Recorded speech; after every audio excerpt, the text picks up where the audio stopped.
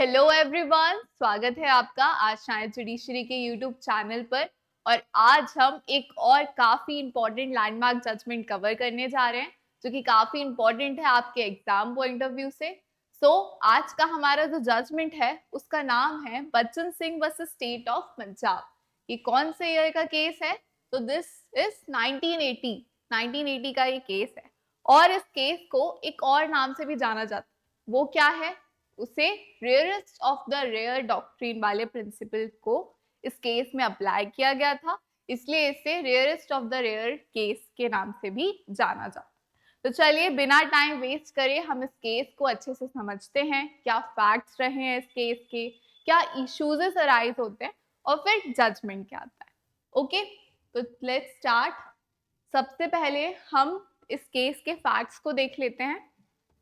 तो ये केस ना बेसिकली डेथ पेनाल्टी का कॉन्स्टिट्यूशनल टेस्ट बताता है, ठीक है। यानी कि यहीं से रेयरेस्ट ऑफ द रेयर वाली डॉक्ट्रिन का सफर शुरू होता है। तो कैसे क्या, इसको बहुत ही सिंपल लैंग्वेज में हम समझेंगे।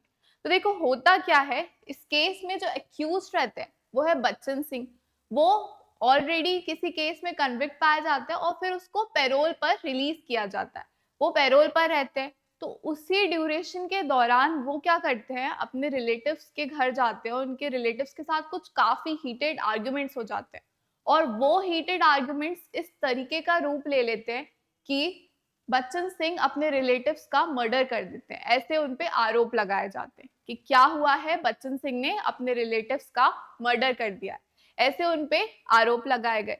सो यहाँ पर लोअर कोर्ट क्या करती है, उन्हें डेथ पेनाल्टी की सजा सुना देती है बच्चन सिंह को, ठीक है। और इसी को अपहेल्ड करते हुए इसी पनिशमेंट को हाई कोर्ट भी एग्री कर देता है कि हाँ डेथ पेनाल्टी मिलनी चाहिए। बट बच्चन सिंह पहुंच जाते हैं सुप्रीम कोर्ट अपनी अपील लेकर, और उनका क्या कहना रहता है कि ये जो डेथ पेनाल्टी उन्हें दी गई है वो वॉयलेट कर रही है किसको, हमारे आर्टिकल 14, आर्टिकल 19 और स्पेशली आर्टिकल 21 जो हमारे कॉन्स्टिट्यूशन में दिए गए हैं। आर्टिकल 21 किसकी बात करता है? राइट टू लाइफ की भी बात करता है। ये एक फंडामेंटल राइट है। तो बच्चन सिंह का ये कहना रहता है इस केस में कि अगर लाइफ सेक्रेड है तो फिर स्टेट कैसे किसी पर्सन की लाइफ ले सकती है, यानी स्टेट के पास ये अधिकार नहीं होना चाहिए कि वो किसी की भी जान ले सके, लाइफ ले सके, ठीक है। ऐसा उनका कहना रहता है। तो इस केस में सुप्रीम कोर्ट के पास 3 इश्यूज आते हैं। कौन कौन से? पहला क्या कि क्या डेथ पेनाल्टी देना कॉन्स्टिट्यूशनल है, ये पहला इश्यू आया था कोर्ट के सामने। दूसरा क्या कि जो बीएनएस में डेथ पेनाल्टी दी हुई है, जो पनिशमेंट दी हुई है डेथ पेनाल्टी की, क्या वो वॉयलेट कर रही है हमारे आर्टिकल 21 ऑफ द कॉन्स्टिट्यूशन को, ये एक इशू और अराइज होता है ना। और तीसरा ये कि क्या डेथ पेनल्टी को एकदम अबॉलिश ही कर देना चाहिए, खत्म कर देना चाहिए, ठीक है। ये 3 इश्यूज अराइज होते हैं। क्या क्या? क्या डेथ पेनल्टी कॉन्स्टिट्यूशनल है, और क्या ये वॉयलेट कर रही है आर्टिकल 21 को, और डेथ पेनल्टी अबॉलिश कर देनी चाहिए कि नहीं। ये 3 इश्यूज अराइज होते हैं सुप्रीम कोर्ट के सामने। तो देखो अब क्या जजमेंट आता है। सुप्रीम कोर्ट ने यहाँ पर एक काफी बेहतरीन जजमेंट देते हुए कहा है ना, सारी चीजों को, सारे फैक्ट्स एंड सर्कमस्टांसेस को कंसीडर करते हुए 4:1 की मेजोरिटी में कॉन्स्टिट्यूशनल बेंच बैठी थी। उसके 4:1 की मेजोरिटी में सुप्रीम कोर्ट ने क्या कहा, तो चलिए देखते हैं। सुप्रीम कोर्ट ने यहाँ पे ये कहा है कि डेथ पेनाल्टी कॉन्स्टिट्यूशनल है ना, डेथ पेनाल्टी देना कॉन्स्टिट्यूशनल तो है, पर हर केस में डेथ सेंटेंस नहीं दिया जा सकता, ठीक है। ये बहुत क्लियरली स्टेट कर दिया कि डेथ पेनाल्टी कॉन्स्टिट्यूशनल है, पर हर केस में नहीं। आप हर केस में इजीली क्या नहीं कर सकते, किसी पर्सन को डेथ पेनाल्टी नहीं दे सकते। तो इसीलिए यहाँ से फिर वो rarest of the rare case वाला कॉन्सेप्ट अराइज होता है। देखो कोर्ट का सिंपल कहना है कि लाइफ इम्प्रिजमेंट रूल है, पर डेथ पेनाल्टी सिर्फ उसका एक एक्सेप्शन है, कंपल्सरी नहीं है ना। बहुत सोच समझ के देना चाहिए। तो कोर्ट ने यहाँ पर साथ साथ कुछ काफी इंपॉर्टेंट फैक्टर्स ले डाउन कर दिए, जिसमें ये कहा गया कि डेथ पेनाल्टी कब कब दी जा सकती है। तो कब कब दी जा सकती है? पहला पॉइंट कोर्ट ने कहा कि हमें सबसे पहले क्या चेक करना है कि वो जो क्राइम हुआ है, वो जो ऑफेंस कमिट किया है, स्पेसिफिकली क्राइम और ऑफेंस में डिफरेंस सबको पता है, crime is a wider term और अगर स्पेसिफिक उसकी पनिशमेंट प्रिस्क्राइब कर दी जाती है तो वो क्या बन जाता है, ऑफेंस बन जाता है। ठीक है, तो कोर्ट ने यहाँ पर क्लियरली देख लिया कि हमें सारे फैक्ट्स और सर्कमस्टांसेस को देखते हुए अगर वो ऑफेंस इतने हीनियस नेचर का है, इतना ज्यादा हीनियस नेचर का है, तब आप डेथ पेनाल्टी देने का कंसीडर कर सकते हैं। दूसरा क्या, दूसरा और क्या देखना है, पहला सीरियसनेस ऑफ द ऑफेंस देख लिया कि कितना हीनियस नेचर का है।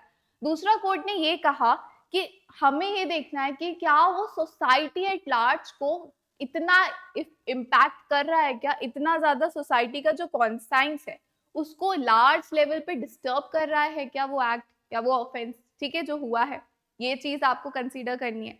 और तीसरा ये कि हमने जिस पर्सन को कन्विक्ट करा है उसे रिफॉर्म करने पॉसिबल ही नहीं है, उसे रिफॉर्म करने के चांसेस ही नहीं है। अब देखो कैसे, हमें पता है रिफॉर्मेटिव थ्योरी होती है, क्या होती है वो थ्योरी कि एक पर्सन जिससे जो एक्यूज है उसे क्या करा जाता है, रिफॉर्म करने के लिए उसको पनिशमेंट ना देके इस तरीके से उसे ट्रीट किया जाता है कि वो आगे कोई क्राइम ना करे, है ना, कि ऐसा नहीं सिर्फ पनिशमेंट दे दी बात खत्म, उसको रिफॉर्म करना, अच्छा बेहतर नागरिक बनाना, ये रिफॉर्मेटिव थ्योरी कहती है।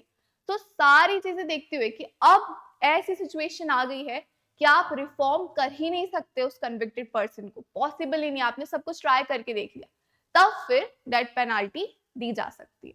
ठीक है, तो क्या क्या फैक्टर्स, हीनियसनेस ऑफ द क्राइम देखी जाएगी और हीनियसनेस ऑफ द पनिशमेंट के बाद क्या सोसाइटी एट लार्ज पर इतना इम्पैक्ट पड़ रहा है और अब रिफॉर्म करना इम्पॉसिबल हो गया, तब क्या कर सकते हैं, डेथ पेनाल्टी दे सकते हैं। इसलिए ये लाइन बोली जाती है बार बार कि death penalty should be given only in the rarest of the rare case. ये जजमेंट में क्लियर कर दिया सुप्रीम कोर्ट ने कि डेथ पेनाल्टी देना इतना इजी नहीं है।